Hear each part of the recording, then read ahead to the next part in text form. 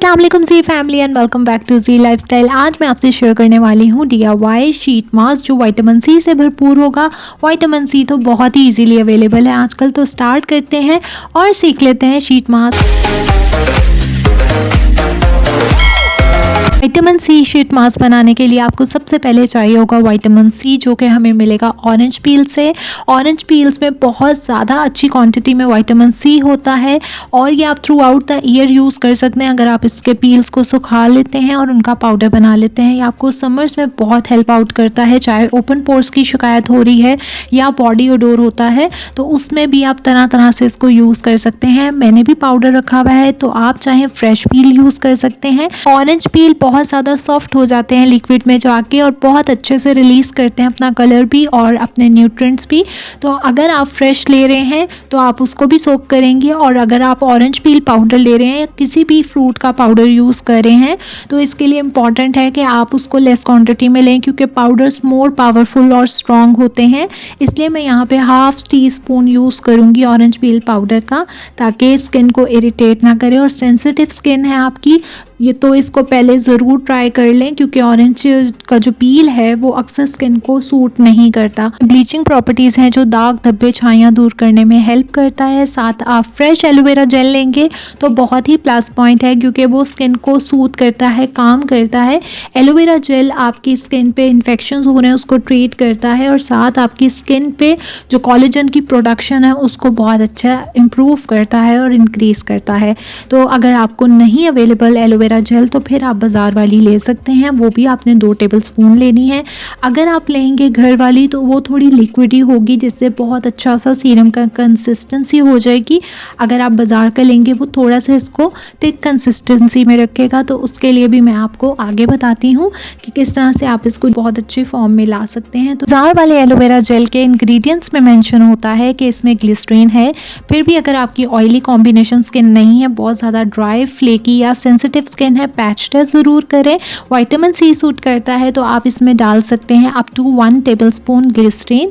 और ये it's up to the dryness of your skin, कि कितनी ड्राई आपकी स्किन है, आप उसमें क्वांटिटी को एडजस्ट कर सकते हैं। स्किन को प्लम्पी करेगा, स्मूथ करेगा, इरिटेट नहीं होने देगा। 1 स्पून मैं इसमें डाल रही हूँ विटामिन ई का, और विटामिन ई भी कुछ को सूट नहीं करती, तो आप ऑयल डाल सकते हैं जो आपकी स्किन को सूट करता है। विटामिन ई बहुत अच्छे से मॉइस्चराइज करेगा स्किन को, ये आपके हील करता है जो वॉन्ट्स होते हैं, स्कार्स होते हैं स्किन पे, रिंकल्स आ रहे हैं, एंटी एजिंग के लिए बेस्ट है, ग्लोई स्किन के लिए बेस्ट है, डैमेज स्किन हो रही है उसके लिए भी बहुत अच्छा है। विटामिन ई यहाँ पे प्रिजर्वेटिव का भी काम कर रहा है, विटामिन सी को प्रिजर्व करने में हेल्प करेगा।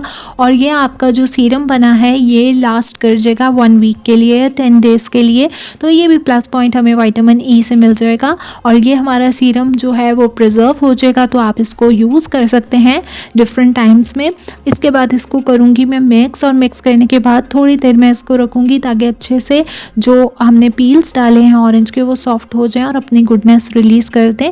और आप चाहें तो ये सीरम स्ट्रेन भी कर सकते हैं, एज इट इज़ भी यूज़ कर सकते हैं, क्योंकि ऑरेंज पील बहुत फाइन और सॉफ्ट हो जाएंगे थोड़ी देर में, और बहुत अच्छे से इसकी फ्रेगरेंस आना स्टार्ट हो जाएगी। मैं चाहे होंगे यहाँ पे शीट मास्क, तो कंप्रेस्ड फेशियल शीट मास्क आपको ऑनलाइन मिल जाएंगे, इजीली स्टोर्स से मिल जाएंगे। और मुझे बहुत से कमेंट्स आ रहे होते हैं कि कहाँ से पाउडर्स लिए हैं या आप कहाँ से प्रोडक्ट्स ले रही हैं, तो जितने मैं ऑनलाइन लेती हूँ वो भी शेयर करती हूँ, और बाकी आपको ब्यूटी स्टोर से इजीली मिल जाएंगे। ये मनीषो से कंप्रेस्ड फेशियल शीट मास्क लिए थे और काफ़ी ज़्यादा थे, काफ़ी टाइम पहले लिए थे, लेकिन अभी तक मेरे यूज़ हो रहे हैं क्योंकि बहुत ज़्यादा क्वांटिटी में मुझे मिले थे।